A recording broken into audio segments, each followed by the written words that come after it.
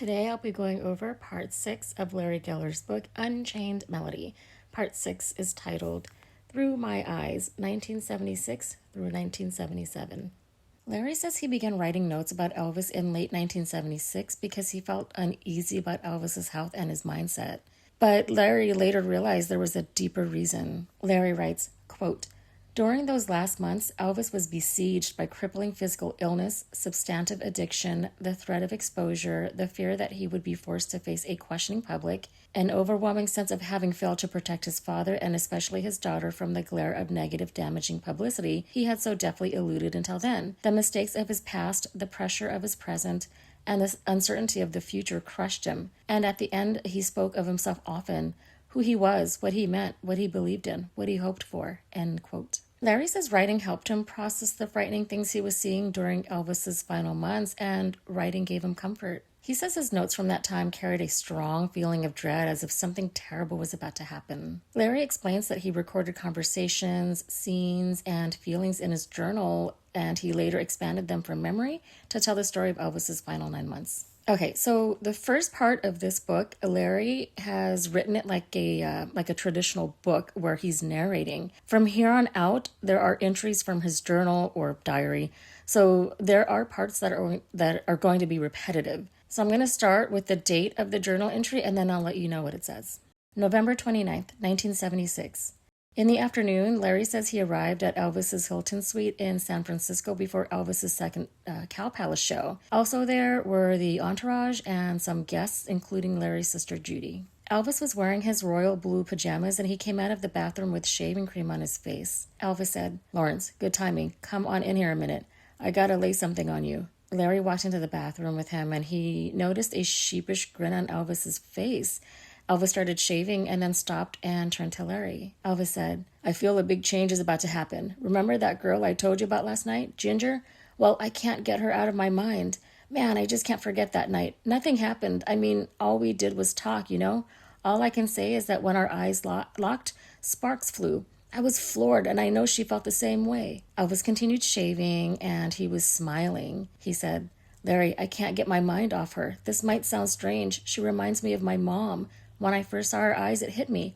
I haven't felt like this in years." Elvis finished shaving and then said, "Since I met Ginger, I felt that old love and feeling again. I can feel it in my bones. There's something about Ginger." Larry said, "I can't wait to meet her." Larry says when he did meet Ginger, she matched Elvis's description of her. Pretty, dark-eyed, and shy. He says Ginger seemed overwhelmed by Elvis's tour world, which felt normal to the entourage but was new and impressive to her, and that she didn't talk much. The next afternoon, Elvis seemed happy, which was unusual because he typically woke up groggy from his medications, but his boyish smile that day lit up the room. Elvis said, "We talked for hours last night. I asked her if she would like to go into Vegas with us and finish the tour, and she said she would.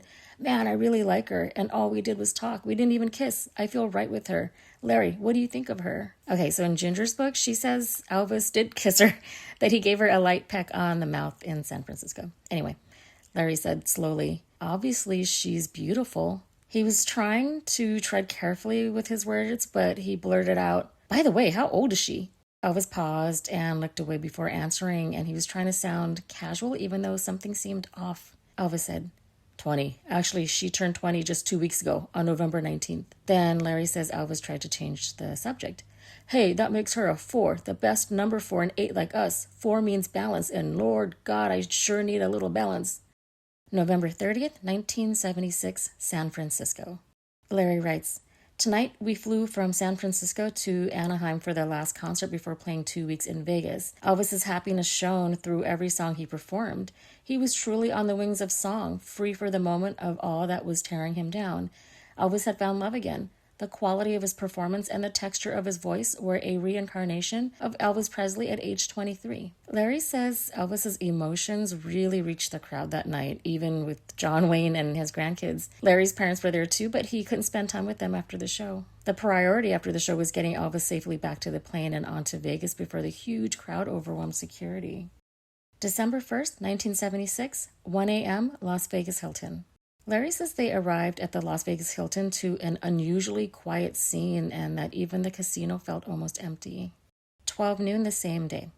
Larry says the Hilton came back to life once Elvis was there. People gathered excitedly around the big Elvis booth at the entrance, and Elvis merchandise was attracting excited tourists everywhere. Larry went to greet Tony, a blackjack dealer he knew. Tony said, "Larry, thank God you're all here. This place has been a morgue all month. We all couldn't wait until Elvis arrived. Hey man, say hello to Elvis. Tell him we all thank him." 7:30 p.m. that same day. Larry says that by dinner time, the Hilton was packed and buzzing with excitement. Elvis's photos were everywhere, and the air felt electric. His loyal fans were back around his elevator, making everything feel back to normal again, at least on the surface. 9:30 p.m. that same day. Larry writes, quote, "I went upstairs to Elvis's suite. Elvis and Ginger were sitting by themselves on the couch wearing matching blue bathrobes. Elvis was reading to Ginger from Cairo's Book of Numbers. I reminded him that I had to do his hair. Elvis looked up from his book, then at Ginger, then at me.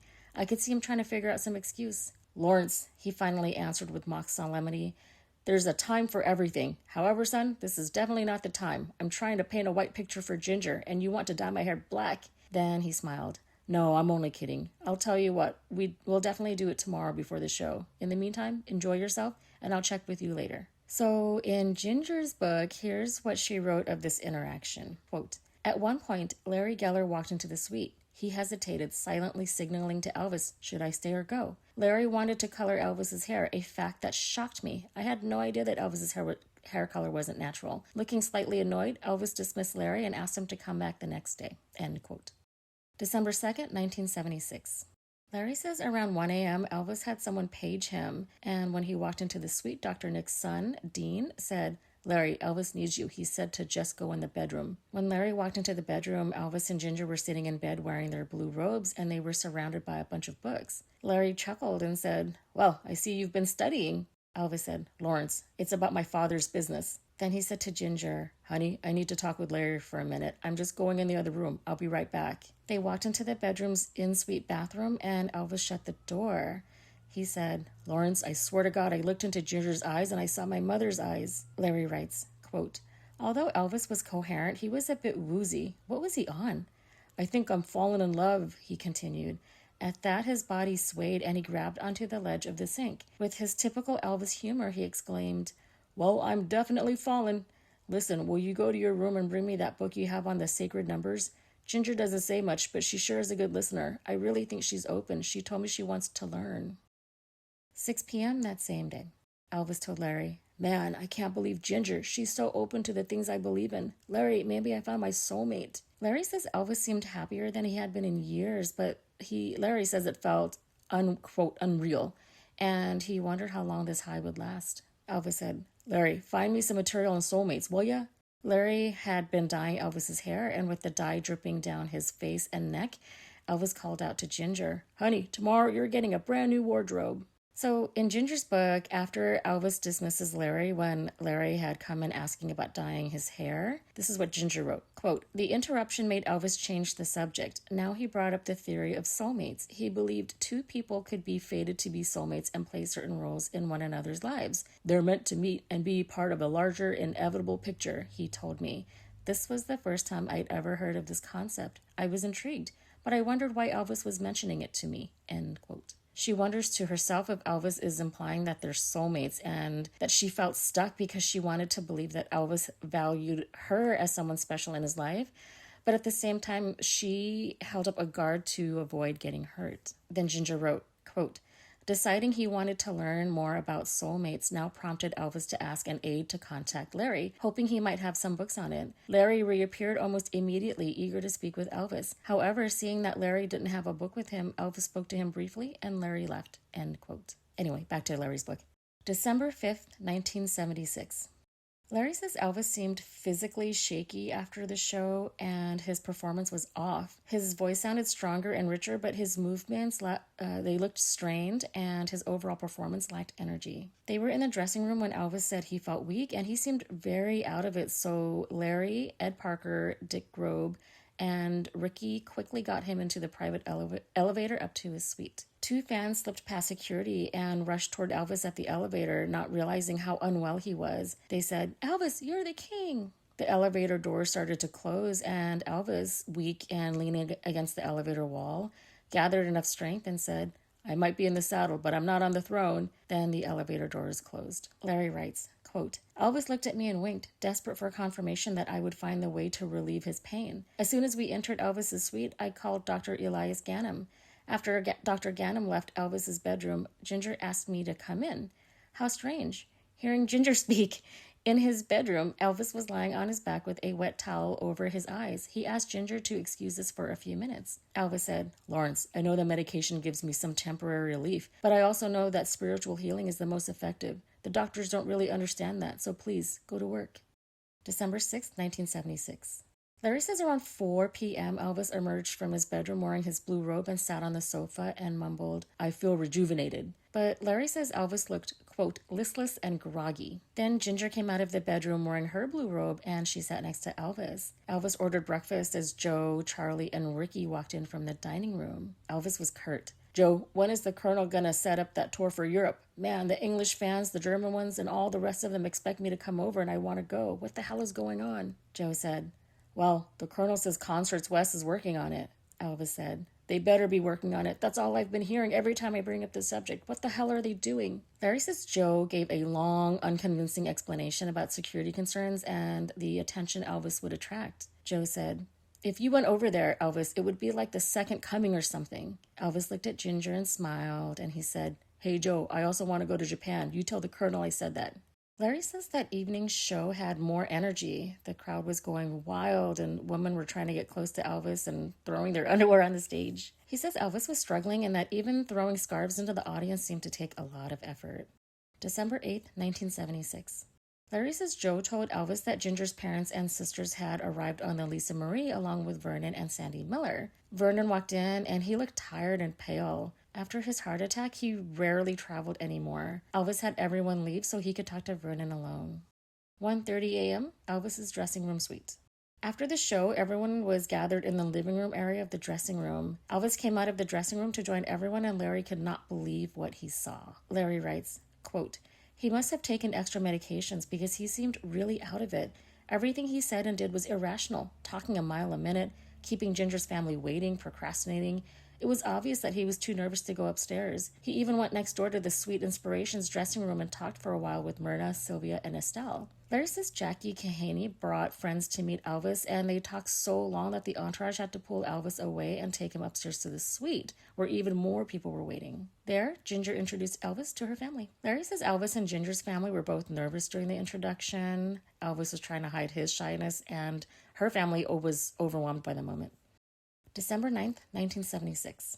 Larry says Elvis was about to go on stage before a show. The opening music began and Elvis bowed his head and put his hands together and in front of his forehead like a prayer and said his usual private prayer before going on stage. Send me some light. I need it bad. Larry says Elvis was exhausted from touring, Ginger, his declining health, and the drugs.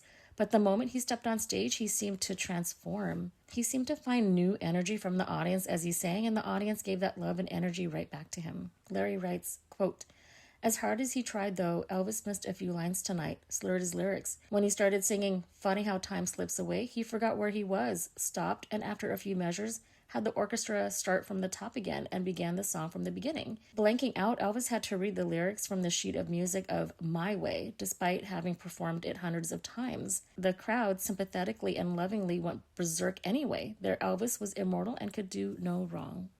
December 10th, 1976. Larry says that after this night's show, the dressing room was crowded and chaotic. Then Vernon collapsed, adding to Elvis's stress. Elvis caught him, placed him in a chair, and called for Dr. Ganem, who was in the adjoining room. Larry says Vernon looked dangerously ill. He was pale, and he struggled to breathe, so Elvis, Larry, Ed Parker, and Dick Robe rushed him to the hospital. Elvis returned to his suite around 2:30 a.m. and pulled Larry into the bedroom. Elvis said, Lawrence, Daddy had a mild heart attack. Dr. Ganem wants to keep him in the hospital tonight.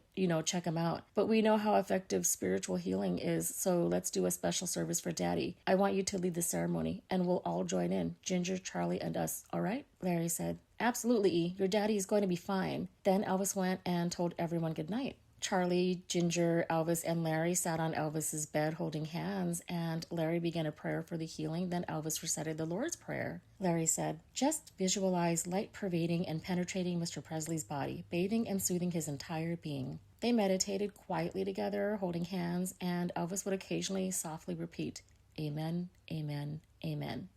December 11th, 1976.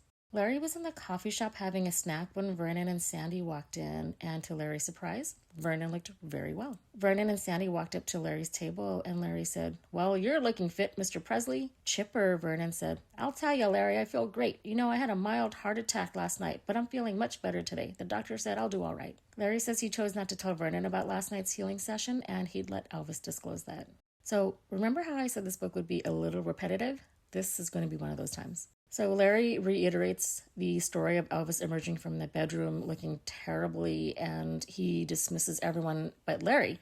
And then Elvis nearly collapses and thinks he's dying. And then Larry tells him to breathe and stay calm, even though Larry's freaking out internally, and eventually he gets Elvis back to normal. So now it's later that night, backstage. Larry says that right before showtime, he and Elvis waited behind the curtain with some of the guys, and there were some police officers and stagehands nearby. Elvis felt very weak, and he told Larry, my throat is killing me. Give me a healing. Lay your hands on me. Larry said, Elvis, there are a lot of guys looking at you. Are you sure you don't mind everyone watching? Elvis said, I need to be healed. It doesn't matter what the hell they think. Maybe it'll do them some good. So they both stood there while Larry said a short prayer. Elvis said 3 amens, then Larry placed his hands on Elvis's throat, heart, and head.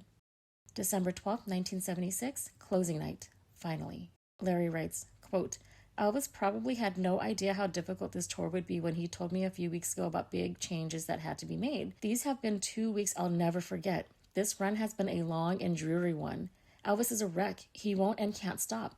And now Ginger, he's killing himself striving for her love and attention. I don't think she understands what is going on, what all the dynamics involved are. She never talks to anyone, but as Elvis says, she listens. But what is she listening to? End quote. Larry says that after the closing night party ended early in the morning, he, Elvis, and Ginger stayed up talking about the tour and how much Elvis differed from his public image. Elvis said to Ginger, Well, honey, now that you've had your first taste of showbiz, what do you think of it? Larry says it was clear Elvis enjoyed showing Ginger his larger world, even though that same world was beginning to close in on him. Ginger's reply was flat. It's very interesting. I'm really enjoying myself. Elvis seemed content with this and said, And it was so great to see so many of my friends who came to see my show. I mean, Merv Griffin, Liza Minnelli, Wayne Newton, Engelbert, Roy Orbison, Glenn Campbell. I had a good talk with Glenn. Honey, you really would be surprised. We had a deep talk in the dressing room about life, God, religion. He's really a very sensitive guy, and he's been through many changes. He's nothing like his image, I'll tell you that. Then Elvis paused and said, Well, that's usually the case. Do you think the public knows about me? No way. They know about Elvis the image, but not me. They have no idea about the inner me or all the changes I go through. Larry writes, quote, This single thought had obsessed Elvis before he and I even met, and here, over 13 years later, it continued to haunt him. I could see that he'd come no closer to closing the gap between the two Elvises. Just as his thoughts threatened to turn even darker, he suddenly grinned, turned to me, and winked. End quote. Elvis said, Lord knows, I've been through a few changes just in the last few days. Then Elvis looked over at Ginger to see how she reacted to his compliment. She had fallen asleep. Elvis and Larry then went out into the balcony and stood quietly taking in the early morning view of Las Vegas. The world felt calm and fresh and new. Larry says Elvis seemed to be trying to reassure himself as much as Larry about Ginger, and it appeared he may have shared some doubts too. Larry writes, quote, From the way Elvis spoke, it sounded as though he wasn't trying to convince just me, but himself. He sensed my reservations about Ginger. He may have shared them. End quote. Elvis asked, What do you think? Larry was gentle, and he said, I know how you feel and where you're coming from. I'm aware of the anguish and pain you keep within yourself. But Elvis, I have to tell you how I truly see it. That's what you really want to know, isn't it? Elvis nodded his head. Larry said, First off, I like Ginger. She seems like a good person, but you've only been together for a short 2 weeks. And in that time, it's been a roller coaster ride. The truth always comes out. Slow down. Give it some time. And you'll know one way or another. I could be wrong, but remember, Ginger's just turned 20. Elvis had a solemn look on his face. He said, Yeah, I met Priscilla when she was just 14. Larry said, That's right. And look how that turned out. Look how you're still suffering. I really think Ginger is a symbol for you. She represents a composite of many factors that are affecting you. Her youth, her beauty, her innocence, her morals, the connection you feel between her and your mother. Elvis, if this is the one, and I have my doubts, time will tell. Elvis said, Lawrence, you're right, but I still want Ginger. December 13th, 1976. Larry says Elvis was so exhausted after the Vegas shows that they couldn't leave right away, even with Christmas and another tour coming soon. So in Ginger's book, she does say her family flew home, but she stayed in Vegas with Elvis an extra day so that he could rest. 9 p.m. that same day. Larry says he walked down to the casino and it was the same as the night he arrived. There were no crowds, everyone had left. He looked around and saw a small crowd gathered around one of the table games, and so he walked towards it. When he got closer, he saw it was Tom Parker playing a Wheel of Fortune game. The employees had roped the table off from the crowd for Parker's safety, and Larry stood there watching Parker steadily lose huge piles of chips. Parker was puffing on a cigar and blowing huge white rings out of his mouth, acting as if he was winning millions. He saw Larry and said, "Larry, come over here and sit with me and bring me some luck. I need it." For the next 2 hours, Larry watched Parker lose money. Eventually, Larry excused himself and left. 2 a.m. Larry walked through the casino again and looked over where Parker had been sitting, and he was still there chomping away on a cigar. As Larry walked by the crowd, he overheard rumors that Parker may have lost between $1 and $1.5 million. 5 a.m.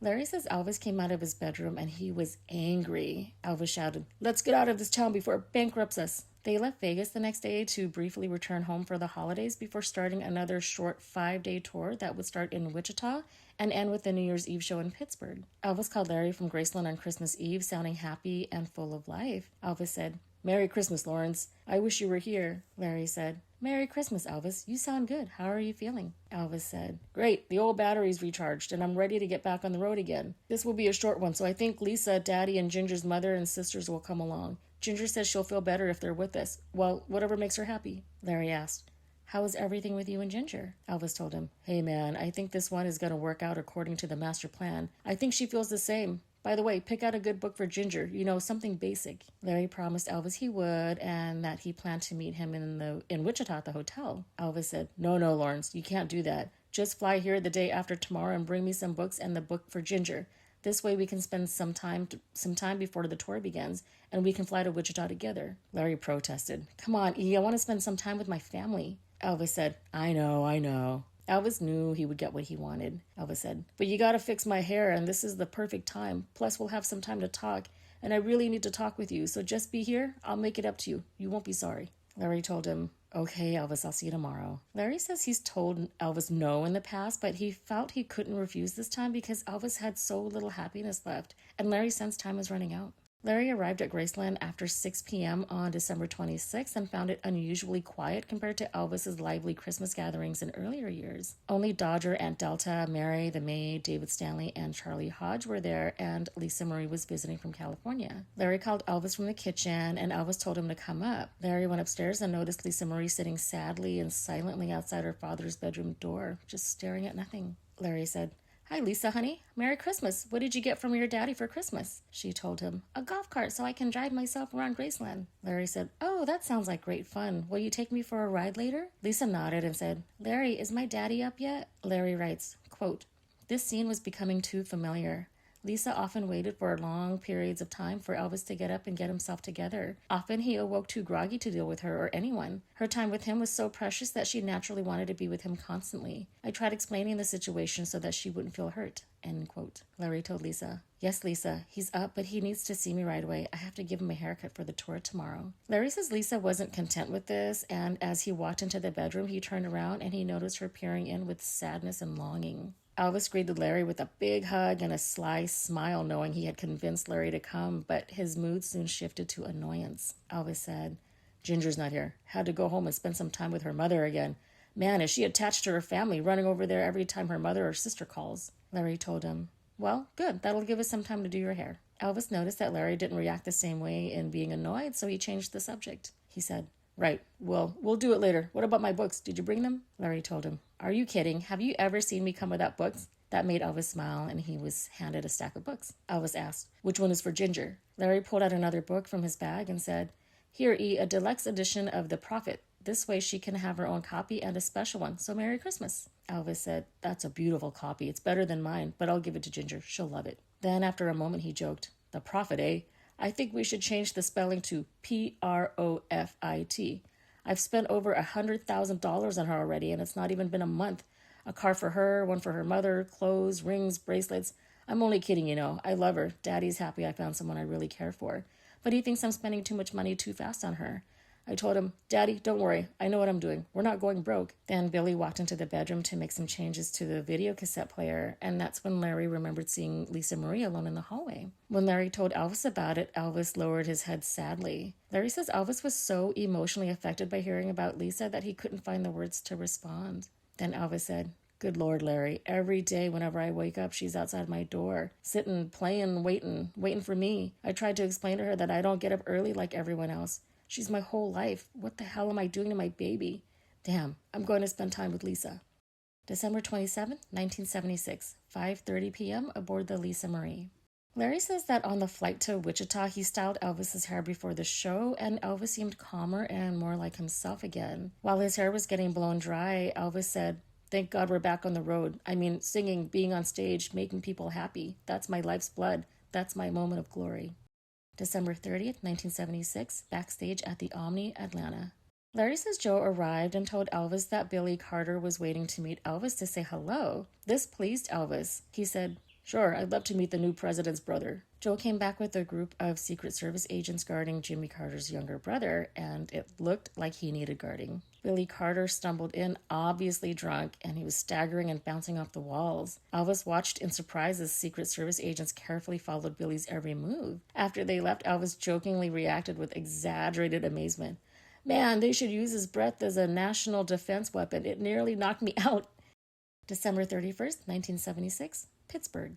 Larry says the drive to the auditorium felt gloomy. The old buildings and abandoned factories made the city seem frozen in time. Pittsburgh looked so bleak and worn down that it reminded him of Great Depression newsreel footage, and that it was as if the city had been stuck in the past for decades. He says the New Year's Eve crowd was wild as midnight approached, and they wouldn't let Elvis go. Chaos had become the norm with the shows. Larry says Elvis would introduce Ginger at every show, and when he introduced Vernon, the crowd would give a loud ovation. By 2 a.m., they were back in Elvis's room. Elvis was worried about Vernon having to travel in freezing weather. He said, Larry, I think we should fly back to Memphis and get Daddy home. It's too damn cold here. What do you think? Larry agreed, and then the phone rang. He answered the phone, and he heard a man's voice speaking with a southern drawl. Can I please speak to Elvis? Larry asked, Who in the hell is this? The voice said, It's Jimmy Carter. Elvis asked, Who is that? Larry told him.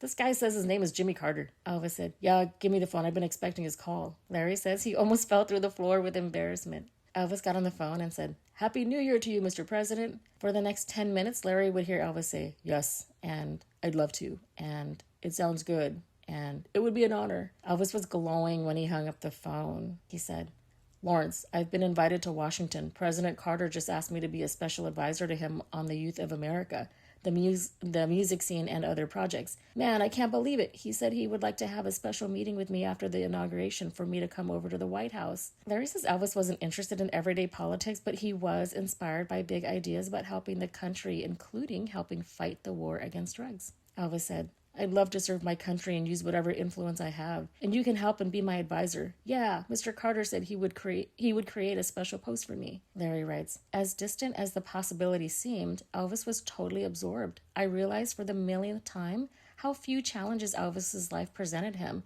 how few opportunities to do something outside his little universe. End quote. That's it for part 6. Stay tuned for part 7, which will pick up on January 1st, 1977. See you then.